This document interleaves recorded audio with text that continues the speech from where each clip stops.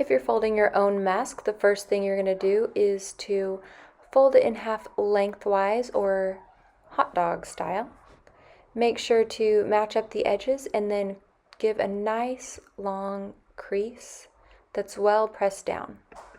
The next thing you need to do is cut a curve for the head. So I'm going to start at the very tip and make a nice rounded curve going a little ways down, and then another curve at the bottom for the chin.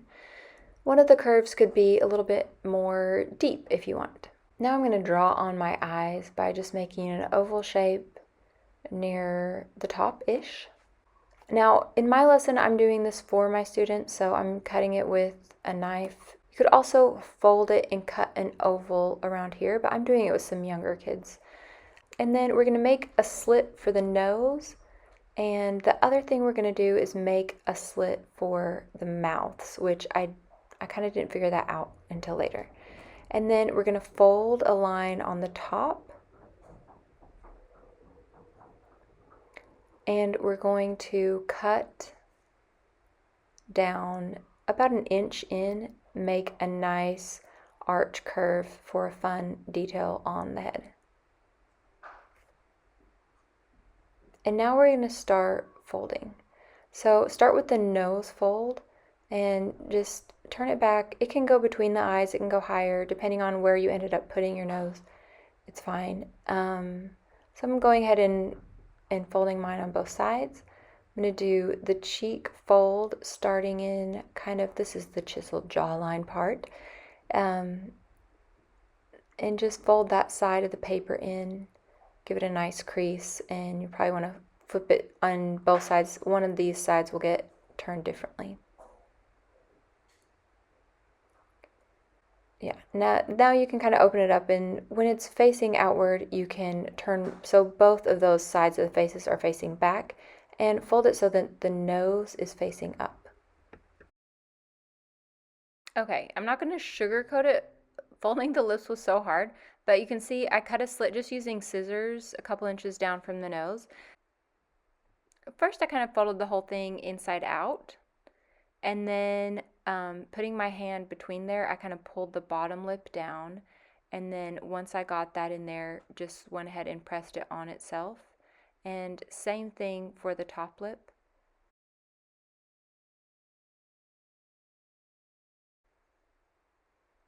I think it just takes a little coaxing, and I guess it's not too bad once I figured out how to do it.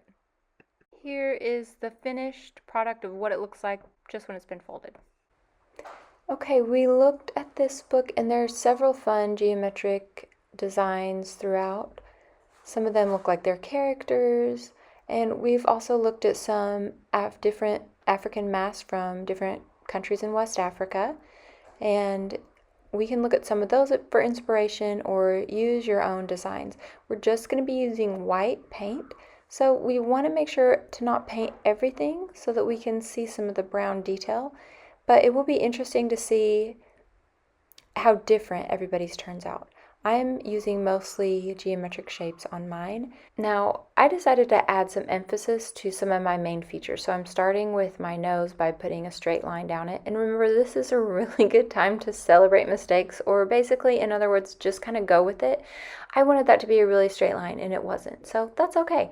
I'm just going to go over it a couple times and kind of even it out a little bit. And then I'm going to do the same thing around the eyes by going around each part in the eyes.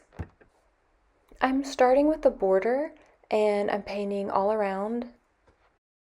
I got this idea from one of the things in the book. For the mouth, I had not cut my slit in it yet, but that's okay. Even if your slit is cut, you can still do a mouth around the slit. And I'm just looking at some of the pictures for inspiration and getting some ideas from that, going around the mouth. Now that I've got a nice border and I've got my eyes, nose, and mouth standing out the way I want, I can use the rest of the time to add as many details as I want. The more different types of marks you can make could be interesting. Or maybe you want to do all the same. Maybe you want to do all lines or all polka dots. You are the artist, so you can decide. You can sort of lift this little flap out of the way if if you want to, just be careful that if your hand is dragging through the paint, you might smudge your drawing. So you may want to start at the inside and work your way out by doing the eyes, nose, and mouth first, and then even before the border, you could start doing the other features and do the border last, because the border was getting in my way a little bit.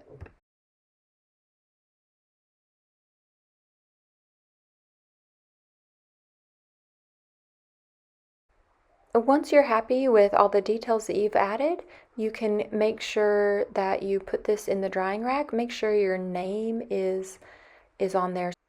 Once it's dry, there's just a few finishing touches. We are going to put a little hot glue on the front of the head somewhere and glue that little flap down.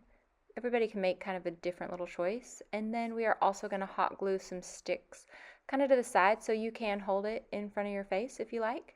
And hopefully you can do a little bit of storytelling of your own. Remember, creativity takes courage, and you've got this.